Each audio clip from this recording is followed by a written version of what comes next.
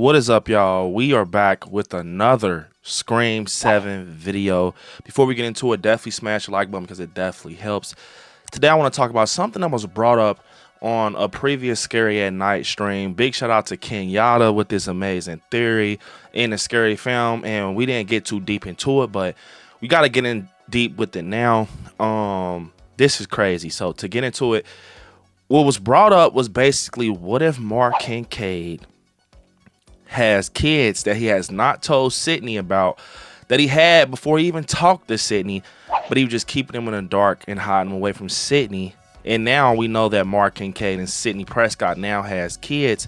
So what if Mark Kincaid's kids that he's been hiding in the dark becomes Ghostface? Let me tell you why this works. It's because, think about it like this. Previously with these Scream films, they've been mirroring, you know, some of the ones earlier in the franchise, like Scream 1, you know, is Scream 5 basically, and Scream 2 is basically Scream 6. Now we're at Scream 7, so that leaves us with 3. In 3, what happened? Sidney had a sibling that she did not know about that came out the dark, which was Roman, and he was a Ghostface.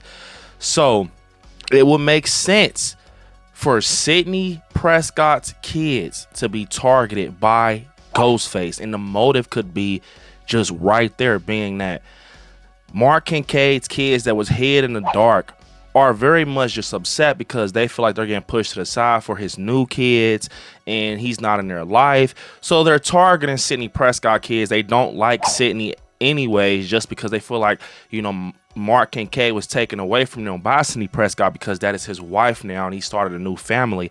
I think this overall is one of the best theories that I've heard. This is just crazy. It's insane when you think about it, because when you sit here and think about it, it just pays respect to Scream 3, but it's like a new generation take on things, just because, you know, Sidney Prescott now has kids, which is rumored to be 2 girls. We don't know. We saw her pushing a stroller, so that particular child is very much small, but you know, we're hearing that she's having 2 daughters. Nothing's confirmed. All of this is just speculation. But what will be cool, like I talked about on the stream at Scary at Night, if, you know, Sidney had 2 daughters that were the age of like Violet McGraw from, you know, Megan, the little girl that was played in Megan, or Madeline McGraw, the little girl that played in Black Phone. Those 2 ages are just great to be, you know, a Sidney's child age. You know, I think it'll just work because they'll be able to have dialogue. We'll be able to get invested in them a little more, just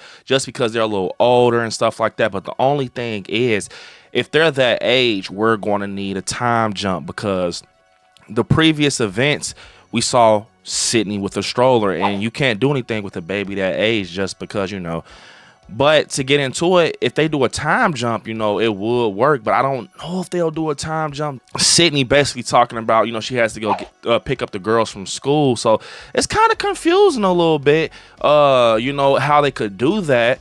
But I think overall, with Mark Kincaid just being in the center of things definitely makes sense, especially with him being the wife of Sidney Prescott. And it just goes back to like Scream 3. It's just kind of mirroring that, you know, story, but giving us a new feel and take on everything. So, and I always said this since we got the Scream 7 news with Sidney Prescott returning, what will bring Sidney Prescott back frontline and her involved with Ghostface? Just think of it like this. In Scream 5, she was like barely in the movie. She was kind of helping out here and there. But in 6, she didn't even come to the Carpenter sisters' rescue. She was worried about her family. So that shows a lot. So she's obviously kind of like, seems like she's kind of wiping her hands. She's done with it. She just don't want to be in Final Girl mode anymore. So what is going to bring Sidney Prescott out of retirement?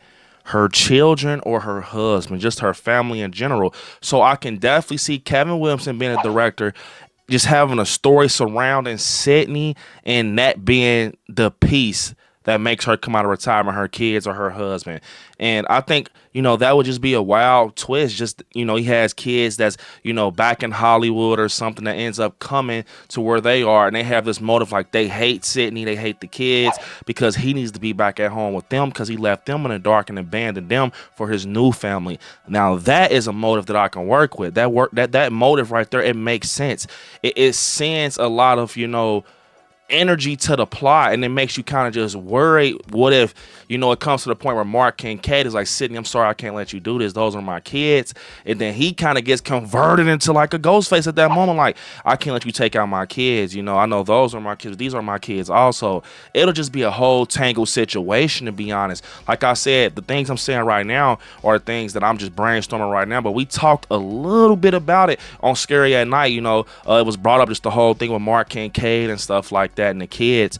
But I'm saying now, what if, now that I think about it, what if it gets to that point, like in the final act, where they have to take these Ghostface out, even though they're Mark Kincaid's kids, but at the last moment, Mark Kincaid is like, nah, I can't let that happen, those are my kids, you know. And she's like, but this is your friend, you know. It's kind of just a tangled situation, because, you know, he has kids by Sidney, but he also has, you know, kids that he abandoned. So I mean, it could work, but I don't see Mark Kincaid caring about them if he abandoned them anyway. So it can definitely kind of run a little smooth if they got him a little heartless in the plot.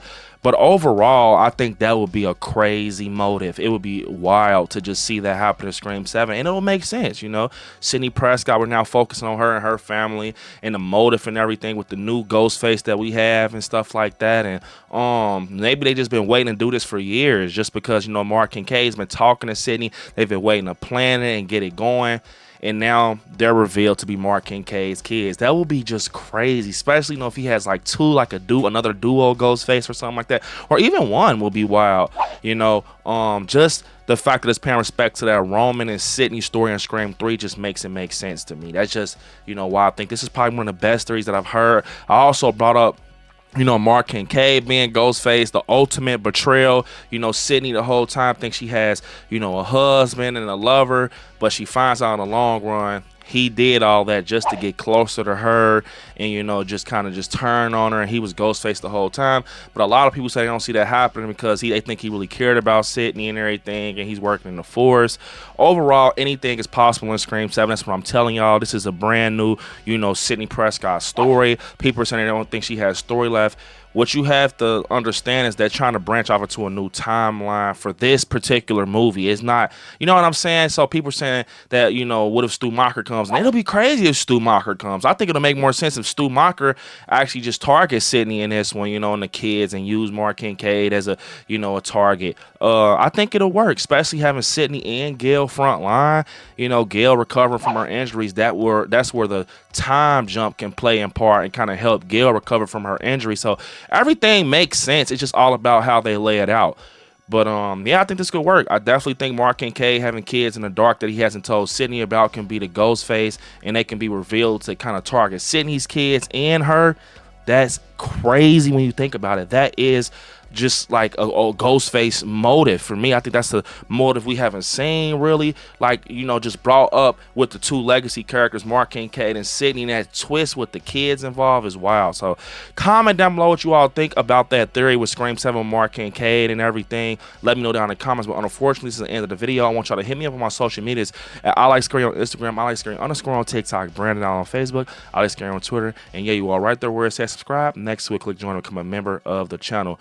I want you all to watch some horror movies. Stay scary out there. I will see you all in the next one.